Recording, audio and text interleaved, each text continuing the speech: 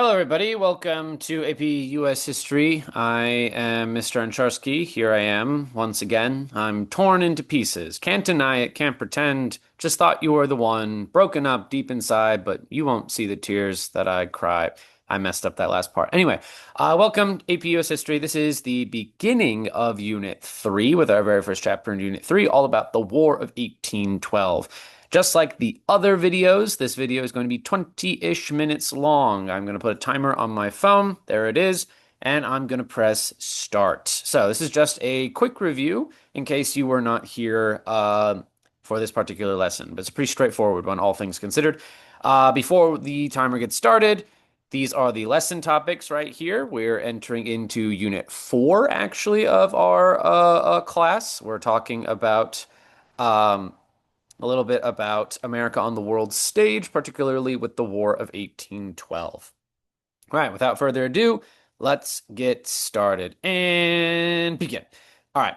So the big topic of this particular chapter is the War of 1812. Now, the War of 1812 is going to be an event that some historians call a Second American Revolution. But why is that? And what does this war do for the United States? Because honestly, we lose this war militarily, but there is a lot the United States gains from it. But let's talk about the causes of it. Well, the causes kind of go back to the end of Jefferson's presidency, actually. Jefferson's presidency, as you might remember, it ended on a sour note. The Embargo Act with the Non-Intercourse Act, these things that were designed to prevent English aggression against the United States, but largely didn't work, all things considered. So let's talk about those things that didn't work. The desire for the freedom of the seas. We see a major kind of thing the United States was facing, especially from the British in the lead up to the War of 1812, was the idea of attacks by the British. The UK and the French, they were at war with each other. It's the Napoleonic Wars, it's the French Revolution. So there is a constant kind of fighting between these two powers, and America's stuck in the middle. We want to trade with both, but that trade with the other side makes the British and the French think that we're helping, well, their enemies. So the British are going to be very much harassing us. Examples of this include the Chesapeake Leopard affair, where a boat, the Chesapeake, an American boat, is going to be accused by the British of harboring British deserters. The Leopard comes in and fires on the Chesapeake when the Chesapeake refuses to let the British aboard their ship. But in general, kind of the big issue is the idea of impressment. Impressment is the idea of seizing sailors and forcing them to work for the British Navy. In this case, the British were trying to look for deserters who were leaving the British Navy and joining the American Navy. Now, all of these indignities faced by the United States are going to kind of cause a wave of anti-British nationalism. And we see that expressed politically in the creation of a new faction of Democratic Republican politicians called the War Hawks. Now, the War Hawks primarily came from the South and the West of the United States. These kind of parts of the country were deeply pro-French. They were deeply almost said anti-American, anti-British. Therefore, they kind of resented the British for their actions against us on the high seas. And kind of these two figures right here, Henry Clay and John C. Calhoun, they're going to stick with us for the rest of Unit 3 into Unit 4 and a little bit of Unit 5 as well. Clay is from Kentucky. He's a representative. He's a Democratic Republican. He's from the West. Calhoun, he's a representative, also from the South, also from South Carolina, also a Democratic Republican. Now, the ironic thing about this is that most of the sailors being impressed were from New England, but New England actually is one of the weaker parts of the country in terms of wartime feeling. They don't want to go to war with Britain. They trade with Britain, and they also don't think America is ready enough for a war with that major power. They want to trade with Britain. They don't think we have the guts and the means to fight against Britain. But there are other causes as well. For one thing, the United States, kind of in this nationalist mood, they want to acquire the Canadian areas, the British territory, the British colony of Canada. At this point, Canada is basically just Britain. However, another kind of motivating factor for the War of 1812 is going to be the fact that Native Americans in the western part of the United States at the time, they were accused of receiving support from the British. And actually, there was a little bit of proof to this in the minds of Westerners, especially. Southerners really wanted to trade with France, and Westerners, they really wanted to just get the British to not support Native American groups like those led by Tecumseh. Now, Tecumseh was an indigenous chief. He was a Shawnee military leader who has a dream of forming a pan-Native American alliance to kick the British out, to kick the Americans out of North America. The Americans were especially aggressive in encroaching on Native American land. So, what Tecumseh wanted to do was to drive those white people out. He tries to do that by forming a little town called Prophetstown, hoping to raise a military force. However, at the Battle of Tippecanoe, he is going to lose big time to William Henry Harrison. His name will come up again. Now, Tippecanoe is going to be an event that really defines Tecumseh's relationship with the United States. His loss there is going to make him super mad at the United States. What does he do? He is actually going to enter into talks with the British military up in Canada with the attempt of trying to get British support for any Native American resistance. So, kind of for all of these reasons, the United States is going to go to war. The North is going to be mostly against it, whereas the South and the West, they are the strongest in support of it. So we eventually go to war. The vote is pretty close in the Senate, but most Democratic Republicans support it. Practically all Federalists are against it. But what goes on during the war? You don't really need to know any big battles. There's one that you would need to know. It doesn't even take place during the War of 1812. But kind of what are some of the issues facing the United States? Well, for one thing, the United States in its early years, especially in the early 1800s, doesn't really have a sense of unified transportation infrastructure, a lack of roads, a lack of canals. We don't see a lot of infrastructure to move a big military around. And as such, that really impacts how the United States is able to fight this war. They're not able to fight this war because there is a lack of proper roads. We also didn't see that big of a navy. Remember, Jefferson reduced the scope and size of of the American Navy during his presidency to sort of pay off the national debt. And as such, the United States does suffer several military defeats. The most humiliating is the destruction of Washington, D.C. You can see the White House being set on fire right there. However, all of these things are going to pale in comparison to the sheer amount of opposition there is to the War of 1812, at least before it ends, as we're going to see. The Federalist Party is going to stake their reputation against the War of 1812. The Federalists, remember, they are stronger supporters of Britain in terms of foreign policy. They're mostly from New England. New England's economy depends on buying stuff from the British and selling it to the rest of the United States. And actually, the war is going so badly that a group of Federalists are going to meet together in the city of Hartford, Connecticut, and they're going to draft what is known as the Hartford Convention. And basically, it's a series of proposals that the Federalists think are going to be their platform for when they potentially run again in the election of 1816. So the Federalists are going to propose the following things. For one thing, they want to end the War of 1812, an immediate ceasefire. They want to restrict the power of the president. They feel that James Madison, the president at the time, was too easily pressured by war hawks and eventually led to the declaration of war. And as such, they do want to restrict the ability of Congress to actually declare war. They want a two-thirds majority when it comes to a vote on war, and they also want to remove Southern overrepresentation in the House of Representatives by repealing the Three-Fifths Compromise. So the Federalist Party is firmly anti-war, and that seems like the right position to have considering how much things are going wrong for the United States. However, eventually the war is going to end, and actually, it's going to end, well, I wouldn't say against America's interests, and in fact, America is going to gain a lot out of the war. You see, Britain is not going to demand much out of the War of 1812, and in fact, America is kind of an annoyance to the United Kingdom. What the British really want to happen is that they want to focus on fighting the French during the Napoleonic Wars. Napoleon has escaped Elba by this point, so there is this desire to focus on the French, maybe make the United States happy by, well, ending the war with them.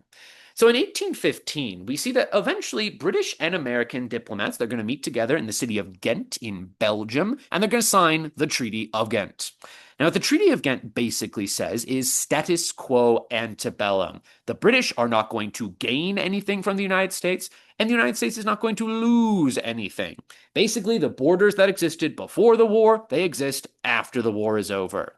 So, really, the British don't want to alienate the United States. They don't want to have another war that distracts them from their real goal of focusing on Europe. However, 30 days after the signing of this treaty, the news of it doesn't get to the United States, but 30 days after is going to be one of the few American victories of the War of 1812 that happens in the form of the Battle of New Orleans. Now, the Battle of New Orleans is going to be a major American victory. The American general in charge of it is a guy named Andrew Jackson. I wonder if he's going to come up again. But anyway, it's going to be a spectacular American victory. And it's so spectacularly good that the United States is, well, ecstatic over this victory. News of it is going to spread across the United States. Andrew Jackson becomes a household name. But again, because news travels so slow from Europe, Americans first hear about the Battle of New Orleans, how we definitely totally won this battle, and then they hear news of the Treaty of Ghent. Well, Americans put two and two together, and what comes out is five, because what Americans are going to conclude is that we won the War of 1812. So, slowness of the news is going to contribute to an American sentiment that maybe we actually kicked the British's butt during this war. So, what results from this war, all things considered? Because militarily, we basically only win one battle. I know there are other battles that we win, all you military history nerds, but that's the only one that actually matters. But anyway, what results from the war? Well, kind of this feeling that we won the war, air quotes, is going to lead to a feeling of American nationalism, actually. We beat the British a second time. And it contributes to an era of American history that we're going to explore in the next chapter, the era of good feelings. Now, what's the deal with the era of good feelings? Well, basically, it's a period of increased nationalism in the United States. But part of this feeling of nationalism is actually that America is going to only really have one political party during this time. America is going to seem more united than ever before. And the reason why we only have one party, the Democratic Republicans, is really because of the Hartford Convention.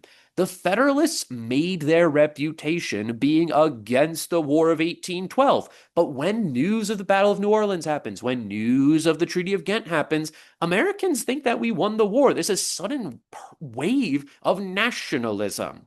And anybody who seemed against the war is viewed as unpatriotic.